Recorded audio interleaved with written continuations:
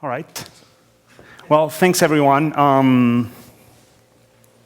First of all, I'd like to thank Michael, Diana, Greg Wilson, and the rest of the PyCon team for inviting me here. And it's my first time in Canada, sort of for real. I guess I've been in Niagara Falls for a day once, years ago. But it's my first time for real in Canada, and I've had a great time so far. And thanks to you for sticking out until the end of a Sunday afternoon to watch this. So I am... This is I guess this year I've been to 2 PyCons. I went to the US PyCon for the first time and to this one. I am a scientist. I work at UC Berkeley. I'm a physicist by training. And so I normally don't come to Python, kind of regular Python conferences. I'm kind of a regular of the scientific Python circuit.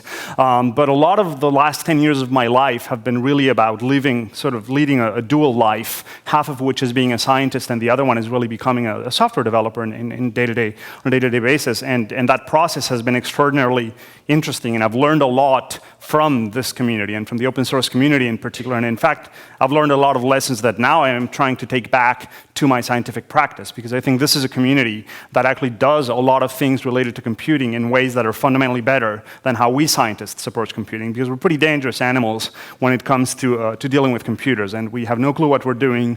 We're after a goal, and we use the tools in a pretty brutal way, as you will see in a minute. But hopefully in the process, we also do make some useful things. And part of this story is about the intersection of science and Python and how the open source Python community has helped us scientists. So where do I come from? I started in undergrad as a double E major, switched to physics, and quickly was drawn to computing, but I never had really any formal training. So those of you who were writing code back in the late 80s or 90s may recognize that this was Turbo Pascal. Like everybody else, I wrote my little fractals program.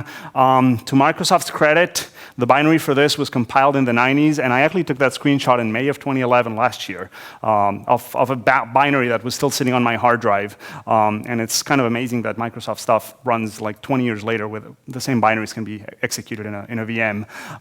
But that's basically the only sort of formal computer training that I ever had, was a little bit of computational physics as an undergrad by now 20 years ago. And when I was finishing my undergraduate degree, this was in Colombia. I'm a Colombian by birth, and I was raised in Colombia. And when I was finishing my undergraduate degree, Colombia was getting sort of plugged into the internet. So I was invited, one of my professors was the person who was managing that project, and he asked me to work with him for a couple of months on setting things up in the capital. And if you guys remember, Mubarak, during the Arab Spring, tried to disconnect Egypt from the internet to try to stem the revolution, and he wasn't able to disconnect his country from the internet. I could. When we were setting things up, this was the very first connection to the internet of the country. We had some internal networks between a few universities, and this was at a national, basically the equivalent of sort of the Library of Congress in Colombia. And one day we had a vendor who was setting up a demo upstairs in a room, who came and asked me, hey, do you happen to have a bit of coax cable that I need for the demo to connect to one of the servers? And I said, yeah, I think I saw one in the back over here. Let me go fetch it for you. So I go and unplug this cable. Doesn't seem to be doing anything. Hand it to him. About a half an hour later, maybe a couple hours later, I get a phone call, and somebody says, hey, I'm the radio engineer here at the satellite downlink station, and the country's off the internet right now. And we've kind of bracketed it to you guys. Like, the radio link is okay, the rest of the country is fine, and something's happening at your end. Are you guys having any problems? And I said, call me back in 10 minutes. Go, fetch the cable, put it back in place. Go and print a very, very big piece of paper that says never, ever, ever again disconnect this cable. That cable actually was coming from the roof, from the antenna that was the downlink from the satellite. Like, there was a satellite station outside of the city that had a line-of-sight radio link to a radio modem in our roof, and that went to the server that went to the rest of the country. So that's the kind of people that you get when you have scientists doing computing, and that's just par for the course, okay? Par for the course. We have no clue what we're doing, but we try, okay? And this is becoming increasingly problematic, that people like me are dealing with computers, because computing a while ago could have been seen as part of science, as a tool in science. Some people say that now computing is the third branch of science, and that data-driven discovery is the fourth paradigm of science, or the fourth pillar. That's not true in my opinion. Computing is now basically the backbone of all of science. You can't find a scientific paper these days that doesn't depend on computing for its results, whether it's theoretical modeling, data analysis, data acquisition. Basically, every single scientific result out there depends on computing, which means that if we're not doing computing well, we have a problem with science and with scientific discovery. And that is kind of the rest of that is a story that is a little bit too long to tackle here, but at least it's the context that I want you guys to kind of see what I'm talking about in. And for us scientists, the computer is really, today, has become effectively sort of our microscope. It's the tool with which we explore ideas. So for us, and this is partly why Python has become so useful and has so much appeal for us, Python gives us the kind of flexibility that we want to build our own tools. In scientific computing, in contrary to other contexts where you may be solving a difficult problem, but you often have a well-defined problem in advance, in scientific computing, we're largely exploring a problem domain. We have data, we have tools, we have algorithms, we have hopefully ideas, not always. But with that, we're constantly trying to build and refashion what we're doing. So very sort of die-cast applications that predefine a workflow are typically a poor fit for us. But in contrast, a language which is as flexible and as easy to use and as easy to iterate with as Python is an ideal fit. And I think that's why so much of our community has gravitated to Python. So to give you a quick overview of,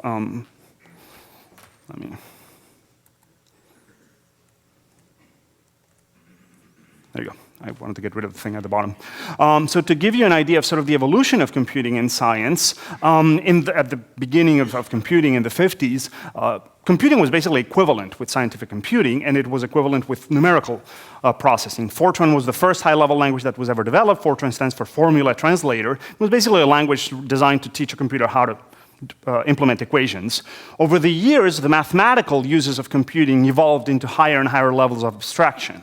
But more importantly for our purposes, the kinds of things that scientists need to do also evolved. And they evolved beyond just numerics. So today, a scientist very often will need to parse some funny text format, may need to interact with a database, may need to put a web server in front of a code, may need to talk directly to low-level hardware, implement a binary protocol, who knows? Basically, the very job of scientists using computers has evolved far beyond just doing math into doing many other things. And for that reason, a tool like Fortran, as good as it is in terms of raw, bare metal performance, it's not a very good fit for the complexity of the landscape of computing that we scientists have to do. And over the years, higher and higher level tools evolved, and I would argue that today Python is probably not perfect, but our best solution in the sense of giving us all of this flexibility. We as scientists should not be in the business of writing a web server because we don't know how to do that. But somebody who knows what they're doing is writing web services and giving us tools so that when we need to connect our codes to the web, it works reasonably well, rather than somebody having to write a web server in Fortran, which I'm sure somebody has done it, but it's a crazy idea. So Python has become an important tool in scientific computing, and we have an entire stack of tools, which is sort of a federation of projects. It's not one project, it's a complete federation of projects, most of which obviously sit on top of the language as the kind of root dependency of this tree, and a fundamental library called NumPy, which stands sort of for numerical Python, which is a library that provides the core multidimensional array object that is necessary for many, many tasks that are kind of natural in scientific computing, and also for interfacing with a lot of the classical codes that have been developed over the decades. Because one thing that is very important to keep in mind is that when we say that we're using Python for scientific computing, we are not talking about rewriting 30 or 40 or 50 years worth of legacy codes that we have. Those codes are worth their weight in gold. They are battle tested. They were extremely difficult to write, and we know they work well. Nobody is talking about abandoning that legacy, but rather how do we integrate that legacy into a more modern workflow. And so NumPy provides a core object that is an excellent map to the kinds of data structures that these classical codes use.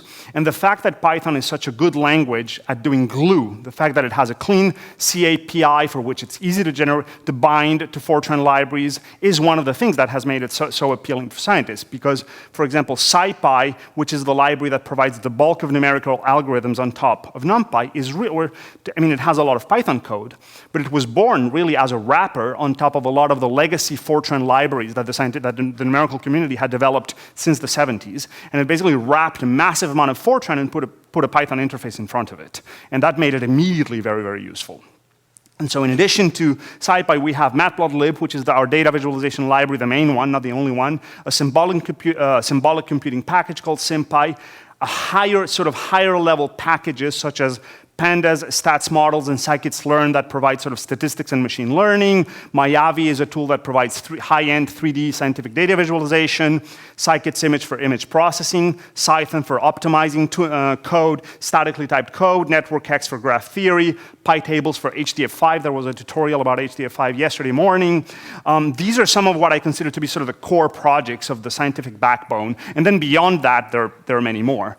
But this is a very rich ecosystem that has proven to be really very, very useful. And I want to give you, because I don't have too much time and I want to spend some time doing some hands-on demonstrations, you'll notice that I skipped IPython, kind of my baby, because that's the one I'll be spending more time on. But first, I want to give you only two specific chosen examples, one that is, has a lot of historical interest and one which is more recent.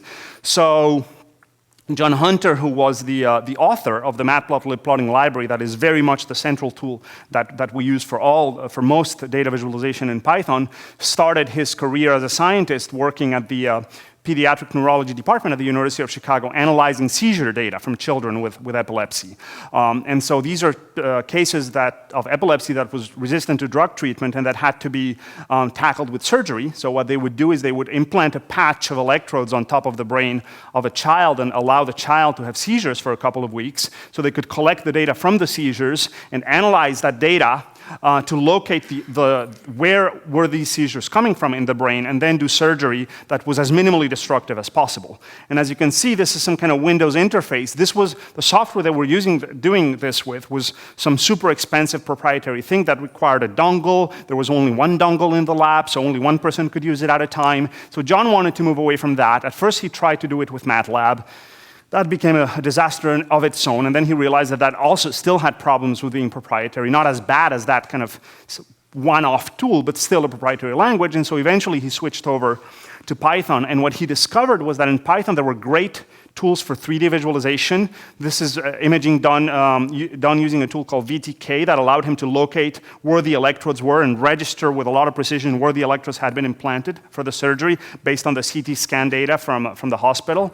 But there wasn't a very good 2D plotting tool, which is kind of a little odd. There were like 20 plotting libraries, but none which were really good and which satisfied his needs. So he set out to write a 2D plotting tool where he could do the analysis of the data, put it up on an interface that would also communicate with the 3D rendering and the 3D visualization co-registered by VTK, and thus was born matplotlib. So eventually what he ended up doing was building such a phenomenal 2D visualization library that it became the standard that all the scientific computing stack is built upon. And here is sort of where matplotlib was born, but it has evolved into a library that does all kinds of plots, and many of you, I'm sure, have seen them. A couple of days ago, matplotlib 1.2.0 was released, I think 2 days ago. It was tagged finally, and it has official Python 3 support. So now, from this stack, I think everything now has Python 3 support officially. I think everything here. I'm not completely sure about scikit-learn, maybe, and PyTables, these two, I'm not 100% sure, but most of the others do, and certainly the top of the stack is now finally Python 3 compliant as of a few days ago. Matplotlib also has basic 3D plotting, not for this kind of sort of transparency, high-end 3D interactive, but for basic MATLAB style 3D plotting, it has pretty decent support. And it's a library that is used in pretty advanced contexts. A few years ago, in 2007, John received an email from JPL. If you remember, at the time, the Phoenix lander was in orbit to Mars and was about to land on planet Mars. And he said, well, they said, this feature is needed for the Phoenix project, and the arrival at Mars will be in March sometime. This was October. It would be really help me to know approximately when it could be resolved. So this is the kind of bug that will keep you up at night, right? The bug was that the ellipse, the orbit of the ellipse that defines the orbit of the lander around planet Mars and the orbit of Mars around the sun are two ellipses of vastly different sizes. And computing the intersections of those two ellipses is very easy to do it wrong numerically because of small round-off errors. And there was a bug in that. And so they said, when can we get this fixed before we crash the thing into the planet? And obviously, they got to work. John lost a lot of sleep. Mike Drudbaum at the Hubble Space Telescope put a lot of effort into it. And this is an actual plot of the Phoenix lander, an actual Matplotlib figure of the Phoenix lander going through the atmosphere of Mars. As it enters the atmosphere, this is the power transmitted by the lander. So they did fix it. They have basically the best implementation of ellipse rendering in zoomable viewports with perfect numerical accuracy. And the Phoenix lander did use Matplotlib for all of its figures. In August 2011, there was what has been called the event of a generation in astronomy. Some of you may have seen this in the news. It was all over the news in the general press. Josh Bloom, a colleague at UC Berkeley, who's an astronomy professor, led the team that developed tools that detected a supernova that appeared, and they detected it very early. So they detected it when it was barely visible by the human eye. And what's interesting about that is that most big astronomic events like this that are transient, like supernova explosions, if you notice that they happen with a telescope, by the time you normally notice them, a lot of the interesting physics is over. So what you really want to do is you want to catch it early. In the early phases where there's a lot of interesting physics happening so that you can point telescopes at it. And what Josh Bloom did was rig a massive amount of machine learning tools that are all run on Python, that are constantly monitoring the streams of data that comes from multiple telescopes on Earth. And if they detect an event that looks like an interesting event, they will actually send automated messages to robotic telescopes to reorient themselves and start looking in that direction in the sky. And they caught this puppy before it was visible to the naked eye, and they were able to record all of the data from the early part of the physics of the explosion.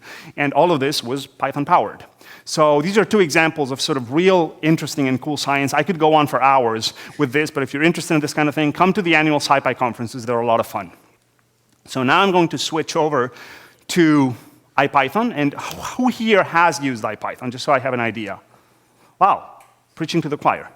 So most of you may think that IPython was written because it was a useful tool. I would like to say that that's the case. And not to say that it's because I'd rather not finish my PhD. Many of the projects in the scientific computing world, to be very honest, are somebody's PhD, postdoc, or 10-year procrastination projects. We would not have the scientific Python stack that we have if it weren't because of grad students, postdocs, and young faculty doing something other than what's going to keep them their jobs and doing it at night. And unfortunately, sometimes paying the consequences. I did graduate, but I do know of people who have paid the consequences. But a more charitable and sort of philosophically interesting reason to justify IPython's existence is to think of what I consider a schematic view of the life cycle of scientific research and of scientific ideas, which we can sort of very briefly describe as you have an idea, maybe you have some tools, you have some code, you have some data, you maybe have a small data set, you write a paper about an algorithm, and you want to try something out. And by the way, this isn't necessarily about scientific research. This could describe also the flow of somebody in a company analyzing your data, analyzing your logs, looking at some new idea for a product, etc. At some point, if it looks like your little experimentation pans out, you probably will talk to a colleague who may know more about the problem domain than you do, who may have complementary expertise. You'd like to collaborate with them. Very often these days, if that pans out, you're going to need to test your idea on a larger scale. You may need to test it on much bigger data sets. You may need to test it on a parallel computer, in our world, often in supercomputing environments. Hopefully, if everything goes very well, you'll publish it. And publication may mean for a scientist putting it on a paper in a journal, but it may also mean creating a blog post about your product in your company website. So publication is not necessarily limited to sort of academic publication. It's publication in the broader sense of disseminating your idea in an understandable way to the audience that you're interested in reaching, but hopefully in a way that you can validate and reproduce and build off in your ideas. And finally, education. Obviously, this is more relevant in academia, but it may also be relevant in industry. But for us, it's important to have a way where the tools that we use to do our research and publish are the same tools that we teach our students with, so that the cycle of research has a much smoother closed loop. And the problem is that most of the tools we have access to today enforce fairly sharp discontinuities between each of these stages. So it's very common that the tool that you prototype with your ideas has no way of being used for collaboration other than emailing back and forth a bunch of scripts. And that tool doesn't scale to production, or it's MATLAB and you do not have 10,000 MATLAB licenses, so you can't run MATLAB on your 10,000 cluster node. And the way you publish is by copying and pasting a bunch of figures into a Word document, and you have no idea which version of the code generated those figures, so if you ever have to go back and fix anything, well, God help you, et cetera, et cetera. So IPython is a tool that tries to tackle this problem in a completely coherent and integrated way and give you tools to kind of approach this flow with a single tool that allows you to simply move back and forth as the problem dictates, rather than as the artificial barriers imposed by the tool force you to. And so I want to give you a little bit of a feel for what IPython looks like today. I'm not going to use the terminal IPython, because everything I'm going to show you is a superset of the core IPython at the terminal, but these are new tools that we've developed on top of the same exact machinery that IPython has had before.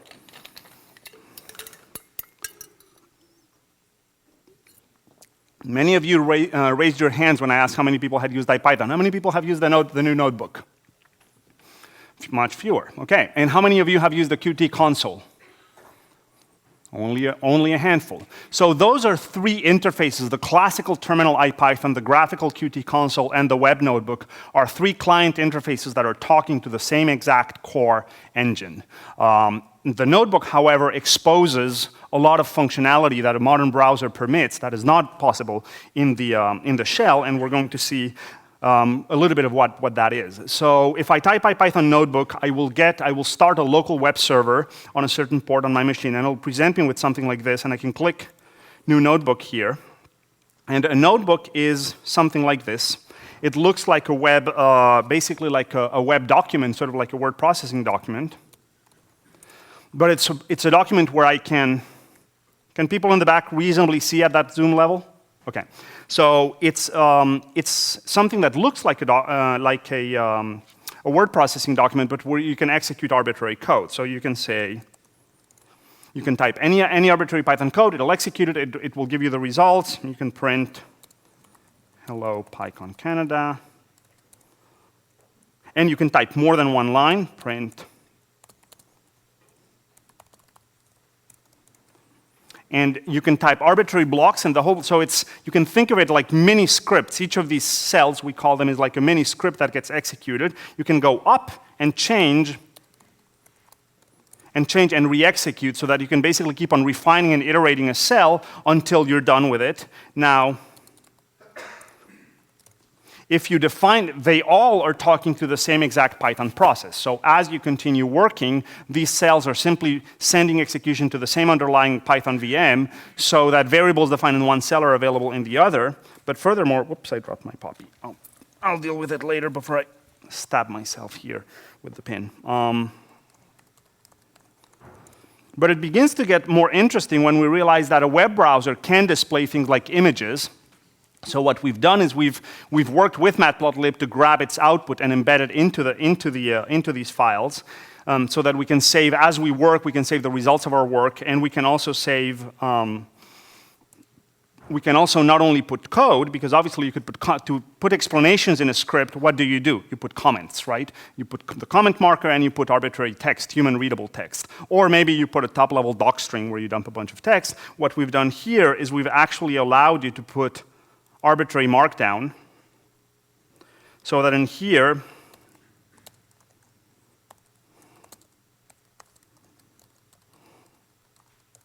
if you put arbitrary markdown, it'll render it, and you can save these files, you can email them to colleagues, so you can see how you can begin to build documents that combine text, code, results, figures, etc. And we have the power of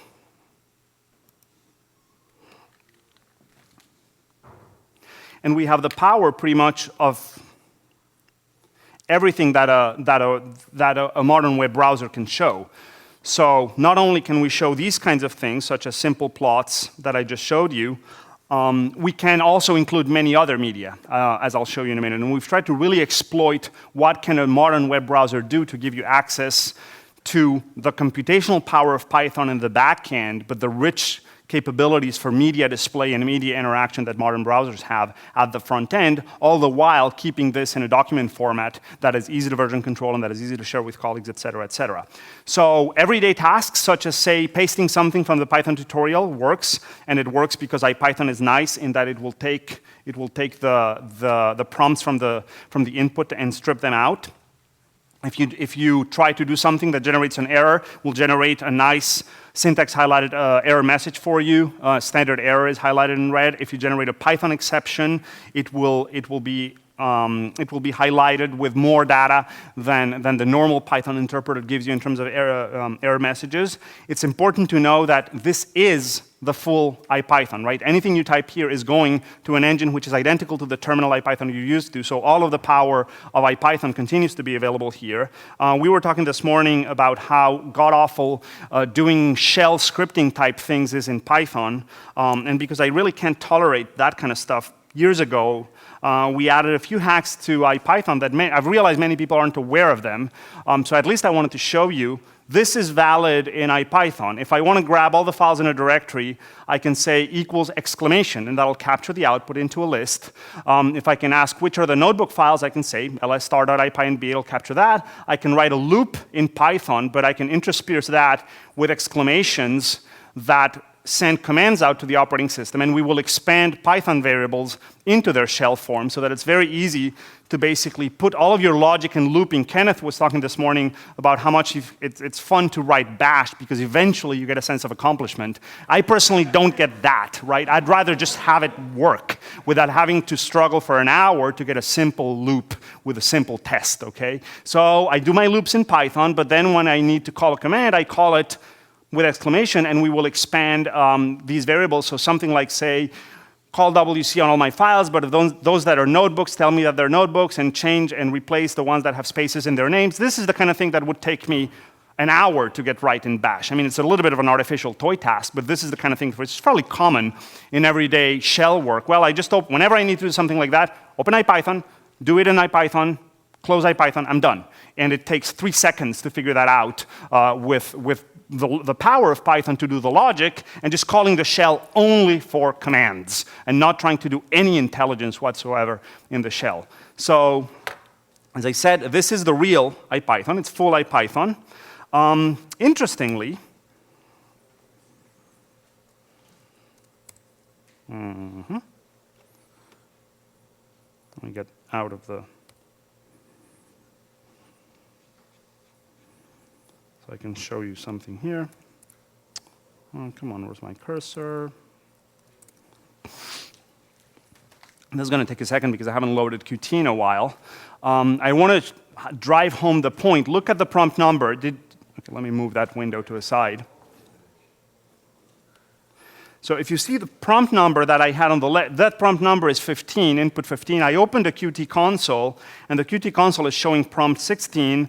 And if I type F, F is the variable F that was the last variable in that shell loop in the notebook. This is a Qt console that is connected to the exact same kernel that IPython, that the notebook is running with. And I can open a text console as well. So this is to show you that the Qt console and the notebook are speaking a protocol. They're not simply a monolithic application where we've hardwired a Python interpreter to serve stuff over the web. We've actually created a communications protocol where data is transported over 0MQ sockets and encoded in JSON messages, and then we can write clients that speak to it. And the web notebook is one such client, the Qt console is another such client. And the Qt console can also plot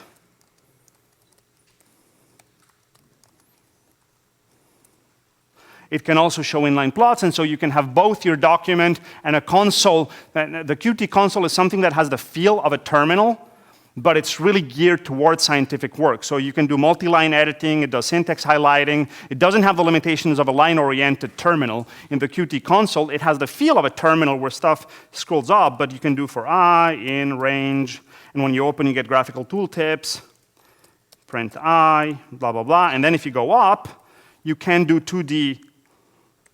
two-dimensional line editing, which can't be done in a text console because the read line doesn't let you move in 2D unless you write a curses or Erwid UI such as IPython, for example. So let's get back to our little slideshow mode here.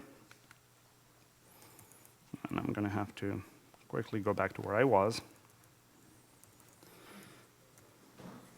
So as I was saying, you can document your workflows with the power of Markdown, which means you can put pretty much arbitrary HTML. Markdown is nice enough to syntax highlight code even in multiple language.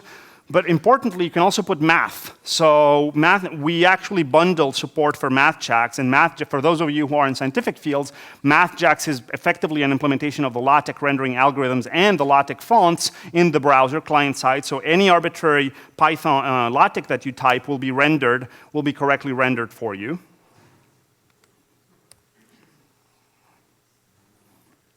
But as I was saying, pretty much if a browser can show it, we can show it for you, okay?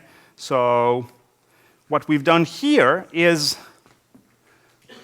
this is an output, which means I'm not using HTML I'm not embedding Markdown to show a file. I'm using a piece of code whose value is an image. What we've done is we've extended the notion of an object representation. In Python, objects can be represented as strings. They have the _repr method. We've extended the notion of a repr of a Python object, and objects for IPython can have HTML reprs, SVG reprs, PNG reprs, LaTeX reprs, many. And so you can define your own representations for your objects so that an image represents itself as as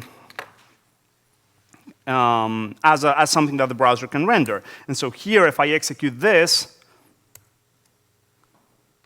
it will show me the image because the browser can show either SVGs or PNGs very, very nicely. Now, if you have different clients, if I try to connect a text terminal, it won't throw an error. It'll simply say, I got an image representation, but I don't know what to do with that, but I also have the plain old text representation. So you'll see the same the same exact thing you always see with a little hex, the hex address of the object in a terminal. But if the client is rich enough to represent these higher order forms of your objects, it will use them. Video. So we have an object called a YouTube video, so that if you pass the hash, the little hash identifier of the video, it will actually return an object that embeds the a YouTube video into your document, which means that if you want to prepare, for example, tutorial materials that have a little video, and then some exercises, and then some explanations and some links, you can save all that into one of these documents. By the way, this is an example taken from our docs. The notebook that I'm running is just taken from our docs. You can embed entire websites. You have the entire internet right here. So we have an object called an HTML object, and that can embed any object you want, and this is the actual Wikipedia website. If the internet works for me, it'll go and search. And there it is. So pretty much anything that a web browser is capable of rendering, you can put it in there. You can load remote code. One of the very common ways of working for any programmer is to find snippets of code that may be online, either on your hard drive or online. A very common one is for plotting. You go to the matplotlib gallery, you find the figure that looks the most like the thing you want, right? And so you say, I want to go to the matplotlib gallery. And so we'll see how fast it loads. If it doesn't, I'll just move on. OK, here we go. That wasn't too bad. So I want to go to the Matplotlib gallery, and let's say that I find an example that I like. And in honor of you, Toronto, let's open the Hinton example for Jeffrey Hinton and David Ward Farley, who's here in the audience, who wrote this originally. So you have that, and obviously you could copy and paste that, but there's a link in here to the actual source code. So all you have to do is put in here load and give it the URL, and we will actually go and fetch that for you. We'll load it, and then you can execute it and get the results right there. So it makes it very, very easy to basically grab arbitrary code, whether from your local file system or the internet, to begin iterating with it.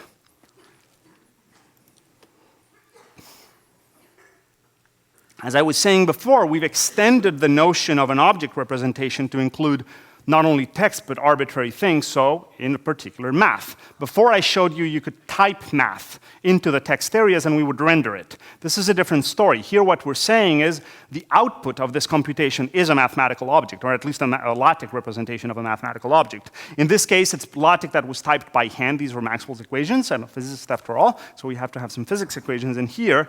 But the place where this becomes really interesting is if you start using SymPy, the symbolic computing library for Python. Once you load our little printing extensions, now when you do a computation with SymPy, right? So you define this equation. If you simply ask to see the equation, we're not going to print a bunch of ASCII art for you. We will actually render it in LaTeX and show it to you, so that as you begin working with SymPy, if, say, you want to expand that expression, it'll show the properly rendered form of the mathematical equation, right? If you ask for what's the Taylor series of 1 over cosine x around the origin to 6th order, SymPy will compute it for you. SymPy knows how to render any of its objects in LaTeX form, and we simply grab that LaTeX and pass it over to MatchX, and you will get. So we're starting to have a system that plays very, very nicely for all kinds of technical computing.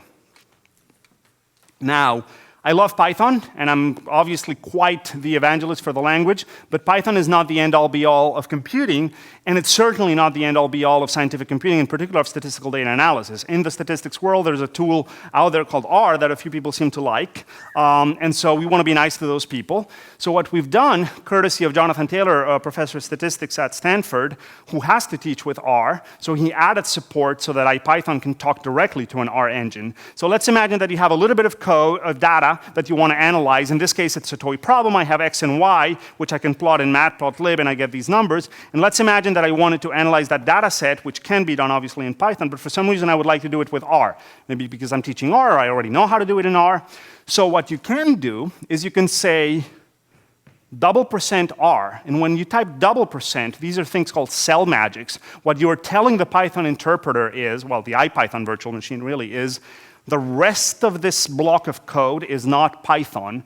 Grab the entire thing and send it over to the R interpreter. However, for that to be useful, you need to be able to pass it data and get answers back. So you tell it, I want inputs x and y. So these variables x and y that I created in Python as NumPy arrays, I want you to turn them into something that R understands.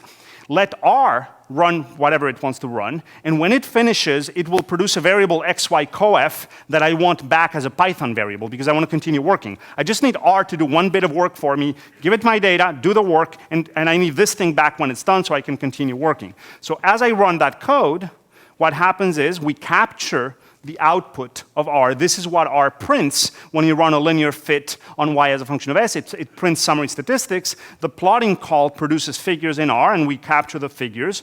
And then once that is completed, the variable xy coef is a Python variable that we can just print and continue working with. So we can interface with R. An identical tool to the R magic has been written to talk to Octave, which we also ship. And somebody has written similar tools to talk to MATLAB and Mathematica. We don't ship those. We keep them in our wiki because they're talking to proprietary products. We prefer not to ship them, but they're available in our wiki, and they use the same machinery. So how many people here have heard of Cython or have used Cython? Okay, good chunk of you. Cython is a very interesting tool. It allows us to take code which is in Python syntax, and adding a minimal amount of type information generates C that is statically typed and that can be therefore compiled to be faster. But Cython understands the entire Python API, so whatever code is pure Python you can keep in Python, and you can add type declarations only as you need them.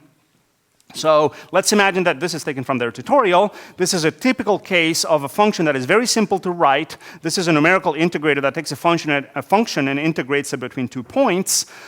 This type of code that does a loop and a bunch of simple arithmetic is exactly the kind of code for which Python is catastrophically slow, right? Even though it's very, very simple code. But this is the type of code for which Cython is perfect, because you grab that function and you say run it in Cython, so you put $Cython at the top, and you simply copy and paste your code, and you add a few type declarations. So you say x is always going to be a double, and this function is always going to return a double, and a and b are doubles, and n is an int, and I is an int, and s and dx are doubles. And that's it. The rest of you only added type information. That's all, and a little bit of exception control right here.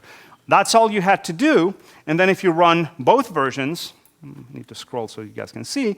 If you run both versions of this code, you will notice that the Python version, using the IPython timeIt magic, that simply wraps the standard library timeIt module, you'll see that the Python version needs about 70 microseconds to execute one iteration of that. The Cython version needs under 1 microsecond. We're talking about close to a factor of 100 speed up with a minimal amount of effort right there interactively in the browser. And what we do is, if this code changes, because these are extension modules and Python doesn't know how to reload an extension module, what we do is under the hood, the actual module that gets imported is an MD5 hash of the source, so that if the source code changes, you just reload another module so that you're guaranteed to have a clean object in memory and you don't have to restart your interpreter.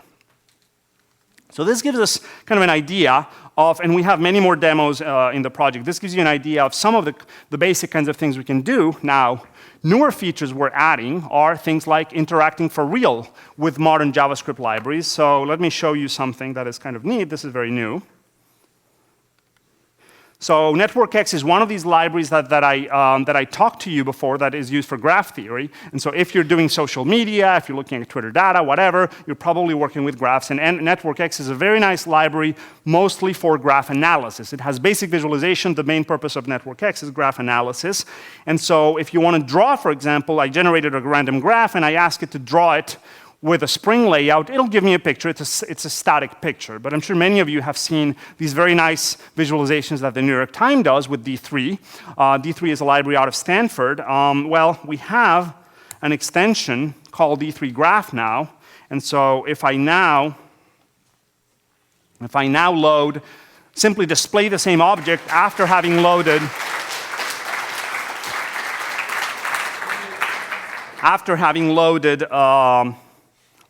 D3, this is using the D3 layout library. So we're beginning to build an API for interfacing Python objects with dynamic JavaScript objects so that you can couple them and use all of the modern JavaScript libraries talking to your computational Python backend. So this is new. In order to make this work, I basically merged three branches that are still in our pull request tree. So this is not an IPython that exists. It's a merger of three branches from GitHub, but it is all code that is on GitHub. It just hasn't been merged yet. Okay? So what else? Well, as I was saying, in addition to doing your work, at some point you want to publish it, you want to make it available to others. This is an example of a book chapter that I wrote earlier in the spring. And so I wanted to write a book chapter where I would have some text and links, and I was talking about NumPy and SciPy, and I would have some math in there, and code, and figures. But I want to make sure that the thing that goes into the book, the thing that goes to the publisher, is as close as possible to what I'm doing, so that there's no question for the reader whether the code is correct, whether the figures really come from the output. So if you see, this code has there's this figure, there's this bit of code, there's this section about the trapezoid rule, and here is the actual PDF generated from that notebook in a single command with no manual intervention whatsoever.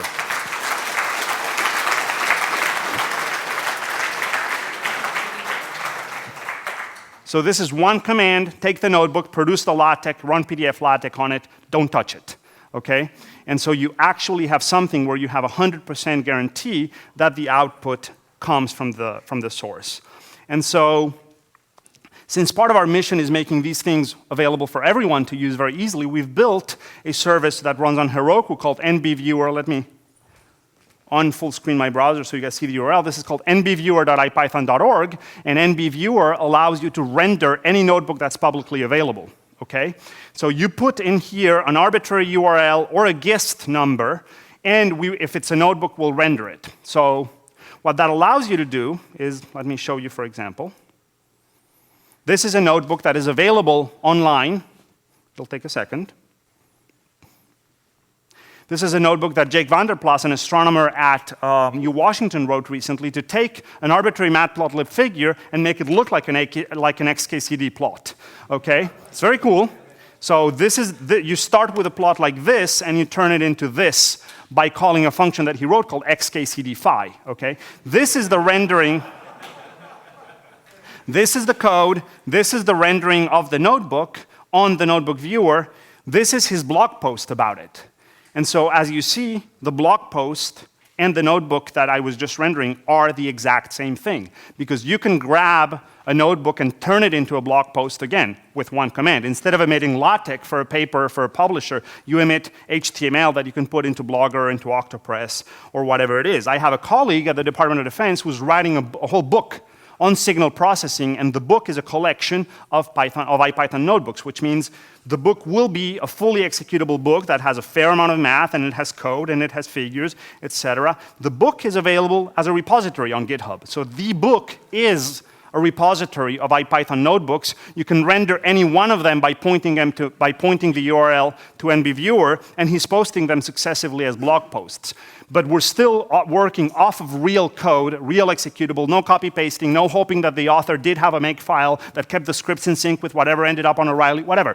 None of that nonsense. It's a single source, and the entire pipeline has been done together. And so we've tried to take this idea into real science. And so this is an interesting story that happened, and I know that I'm close to my time, but I have a few minutes left. So this is the outcome of an interesting story that happened earlier this year. Min Reagan Kelly, who's a graduate student at UC Berkeley, who's responsible for many of the things you see here, and I were invited. He also has a physics background, and this matters because this is the leading microbiology journal and genomics journal in the world, and we know nothing about microbiology. But we were invited to an NIA workshop at the University of Colorado to collaborate with some microbiologists about cloud computing. The NIH was interested, the American National Institute of Health was interested in kind of devising a strategy for what are they going to do with the cloud related to the massive computational jobs that are involved in modern genomic analysis. So they invited us to talk about the IPython parallel machinery, which is something I haven't gone into, but we also have an entire set of interfaces for interactive parallel computing that I just don't have time to go into detail about. But they invited us to do that, and I had some demos and I had some examples prepared, and I showed them to my colleague, and he said, you know what, that's fine, but that's going to bore the hell out of a bunch of biologists because these are very numerical examples that they're not terribly interested in. Do you think you could present a more biologically relevant example? And I said, well, I could try, but I don't know the first thing about about biology, so if you tell me, if you come up with something that you think we could do, we can try to put something together. And so he brainstormed with a colleague, and they kind of outlined over beers the night before for me what they had in mind. And I said, well, if it really is what you're saying, I think we can do it. So we sat down to start coding at 9 a.m., but I was scheduled to stand up in front of a bunch of microbiologists and give a demo at 4 p.m. So I only had less than a day to make this thing work. Either that or I was going to fall back to my little silly other demo. And we had 5 people in the room who were all logged into a single notebook instance that was running on an Amazon cloud. Multiple people can log in and collaborate, sort of like Google Docs. We don't have real-time synchronization. You have to say who's saving first, but we could all be collaborating on the same instance, and we had one fellow at MIT who was checking the cluster deployment part, which is a project called Star Cluster. And we began actually editing this code, grabbing their biology script, spreading it out, parallelizing it with IPython, testing it on a cluster of, I think at that point we were still using 8 instances. We ended up using 32 for the full run. And come about 2 p.m., I see the 2 biologists very excited looking at the laptop. We were coding away. And I said, hey, what's going on? And they said, oh, we've got to publish this. I said, what do you mean? I said, no, this is...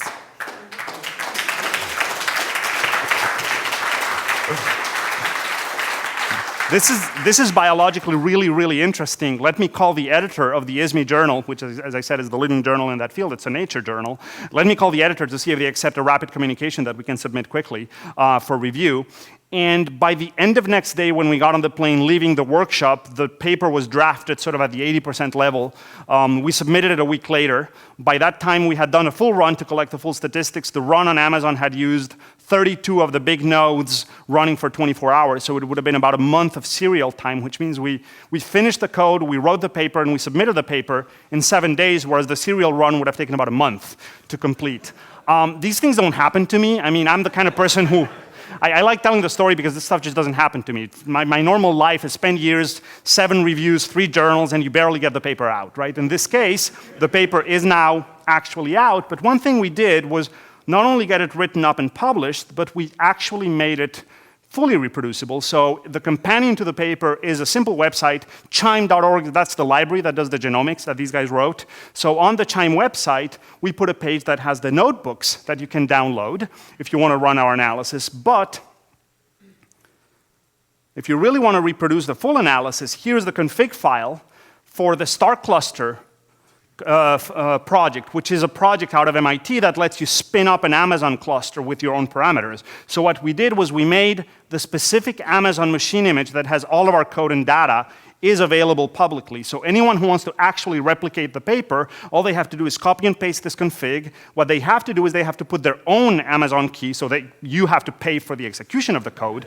But other than that, other than paying for the actual execution, that's it. You're running the exact same code on the exact same machines that we ran, and it's the exact same thing that is published. And in fact, because the full run is expensive, 4 8-core machines running at full tilt for a day will cost about $250. We made a fast version that simply uses a subset of the data so it runs quickly if you just want to validate it. But we also made available the complete one that does the real analysis. So hopefully this shows you guys that it is possible with these tools to really do the end-to-end process of scientific computing and deliver results that are good science in a manner that is fully reproducible.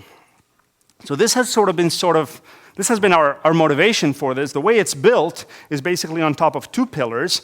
One is this idea that we abstracted what IPython was, that terminal IPython that you guys are used to. We abstracted it out into a kernel. We defined a communications protocol.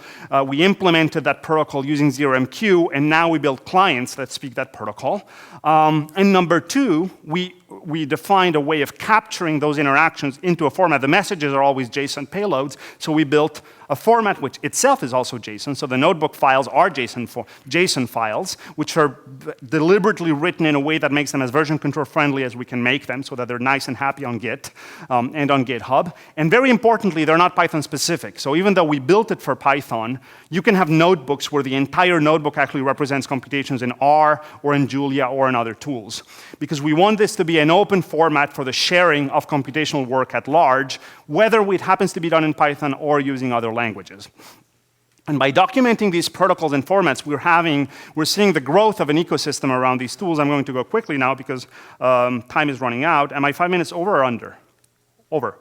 Okay, so I'm wrapping up. So, for example, Microsoft now includes in Visual Studio a plugin that uses IPython. They only asked us about where the code was, and for like a 1-hour explanation of the protocol, and they implemented everything. A graduate student at UC Berkeley implemented a Vim client, where from VI you drive an IPython kernel so that you can work in Vim, but communicate with a live IPython kernel to introspect your objects and get data out of them. Somebody in Japan implemented an Emacs client. So this is actually a notebook client. This is simply, the Vim one drives only an IPython kernel. The Emacs one is much more complicated because it actually executes entire notebooks. So you can actually work on a notebook, but instead of editing in a browser, you're editing inside Emacs, which is pretty impressive. He actually uses a WebSockets library in Lisp for Emacs. Hey, people do crazy stuff. We've been collaborating with Microsoft to make it very easy to run these notebooks on their Azure cloud platform. The Star Cluster project that I mentioned to you guys out of MIT, Justin Riley, has done a terrific job making it very easy to deploy entire parallel clusters of IPython on Amazon with one of those little config files. You type one command and up goes your cluster and up goes your bill if you make it big, but that's your problem. There's a project called Notebook Cloud that allows you to simply log in and spin up a single instance with the notebook that is pre-configured with all the libraries. And many other people are using this. I don't have time to go through this, but basically, as you see, there's a bunch of projects, both scientific and non-scientific, that do use IPython. Now, it's very important at this point, because I've been showing things that I think are pretty cool, to say that even though I started IPython as my personal procrastination project, today it is the work of a large team, very specially Brian Granger and Reagan Kelly, my colleagues who have been the closest in this process. Brian and I were actually classmates in grad school, but we started working on IPython after we both had graduated in 2004. Min Reagan Kelly is a PhD student at UC Berkeley who's about to graduate, who has done a lot of infrastructure under the hood. Brian implemented the first full working version of the notebook, was Brian's summer of 2011 project, and many of these people have really put an enormous amount of work into it. We've received some funding, but no major steady funding. The most funding we've had is from the DoD. Last year, it was one project that was funded by, thanks to Jose and Pinko and Chris Keys. And Enthought and Microsoft have given us small amounts of funding over the years that have been very useful, and we're super grateful for that, but we're looking for more stable funding to sort of keep the whole team running. So finally, to wrap up, that was the good story about science and Python. The bad one is that there are difficulties. We have problems. This is a plot of the commits by person. And as you normalize to the person who commits the most in sort of 7 of the key projects in scientific Python. And as you see, these curves drop very, very sharply. So this is simply an arbitrary 20% line. And if you count dots, you'll have about 25 dots above the line, which means that the bulk 80% of the work in scientific Python rests on the shoulder of 20 to 25 people worldwide. That is not enough, that is not sustainable, and many of these people are grad students and postdocs who are not getting paid enough, who are in risk of not getting their careers advanced. So that is a problem. We also have speed issues. Speed actually matters, contrary to what some people say in the Python world. Speed matters, and it matters so much that a new language that came out of MIT called Julia, which is a beautiful intellectual exercise, and they're doing a phenomenal job, is picking up a lot is rapidly encroaching on Python's sort of territory for scientific computing. We actually have a great relationship with the Julia guys. They came over to SciPy this year. We collaborate with them. They're super smart. But it's important to know that the moment some tool comes out that's actually fast, people in science notice because it matters. Now, there's a new project out of the Python world called Numba that I invite you to look at, which is basically an NLVM-based JIT for fast numerics. Packaging. What do I say? There's utils. You die, you try to go into the labyrinth, and it's just absolutely horrible. This is the single worst problem that the scientific computing community has. And there's setup tools and these other things, and they're they're worse than the problem. So the scientific community is actually trying to tackle this problem on our own. As of this year, pretty much, we've decided to build our own tools around this problem, because for 10 years we've been waiting and nothing useful has happened. But to wrap up on a good note, I came to Python because I fell in love with the language, but it really was the community that made me stay. It has been a phenomenal ride, 10, 11 years of working with fantastic people. I've built real, genuine friendships, and we're building tools that are driven by our own scientific needs, but we've also learned a lot from interfacing with the open source world, and we would like to have more of that. And in particular, because IPython is a tool that bridges scientific and numerical computing with other things, any of you who are interested in participating in IPython, we'll welcome you with open arms. And we have contributors to the project who don't come from scientific backgrounds. And I want to close on something that is a sad note. This year, the Matplotlib beautiful library that I was showing to you, the keynote at this year's SciPy conference was delivered by John Hunter, its author, and barely a week after the conference, the keynote, he was diagnosed with cancer, and he died within a month. This was an absolutely brutal loss for the scientific Python community. And if in any way you benefit, actually that's bad, because I should have changed the color of that. Anyway, numfocus.org. There's a picture on the numfocus website that will take you to a memorial fund. If your company benefits from Matplotlib, if you've gained out of having these tools being available for free, maybe you might consider giving back a little bit to somebody who spent 10 years of his life giving us a lot of these tools and who passed away in a horrible way recently. Thank you very much.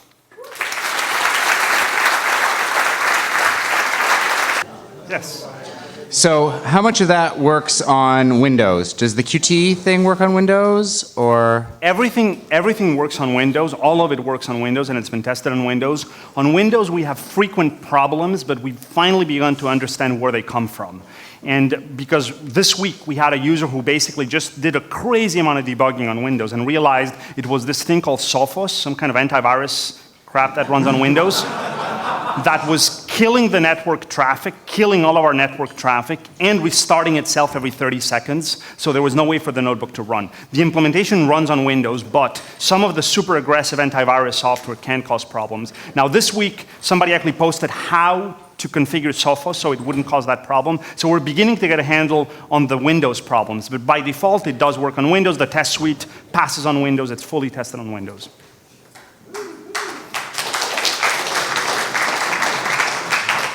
So I don't know if you've seen some kind of conceptual UX UI work by Brett Victor and guys in Lighttable that are trying to implement these ideas.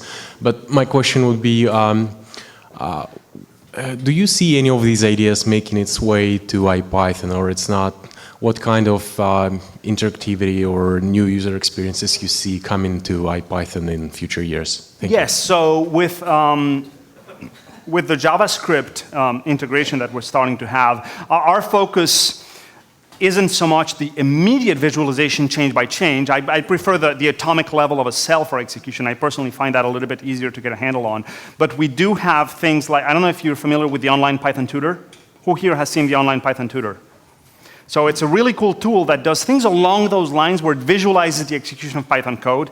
We actually have a plugin that lets you take a cell and run it through the Python tutor, so that for a single cell of IPython code in the notebook, you automatically get the tutor visualization with the JavaScript so that you can replay that cell. So we're beginning to add things of that nature. And the point is, we're not adding these tools into the core. What we're adding is a protocol for managing this kind of interaction so that people can write, basically add their own JavaScript support and talk from JavaScript back to the backend, receive outputs from the backend, and display them in any way they want. So our job is not to build some weird Frankenstein that includes all of these ideas, but rather to set up a platform where such ideas are possible and people can build custom interfaces.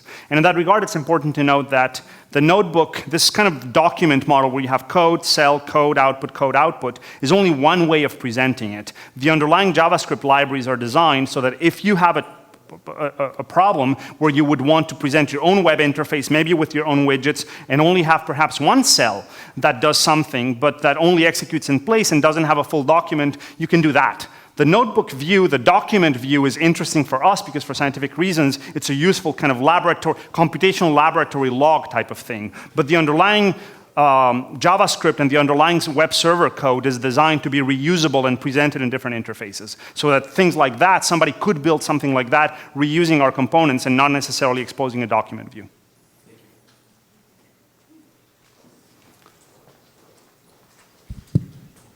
Can't go up to the mic after someone tall's been there. You have support for a lot of languages. You have Bash support, R support, and so forth. Is there a language that you've explicitly said, no, you know, we don't want to support this, or would there ever be such a language? I don't see why, no. No, I mean, what he's talking about, I mentioned $R. You can actually type $Bash, $Ruby, $Perl, and we will execute, and we have a generic $script, which will talk to any script, into any interpreter, kind of the equivalent of a shebang, in, you can take that out, the equivalent of the Linux shebang. So we have no a priori reason to not supporting any languages, no. Thank you. All right, I think that's all the time we have for questions, so let's give another big round of applause for Fernando.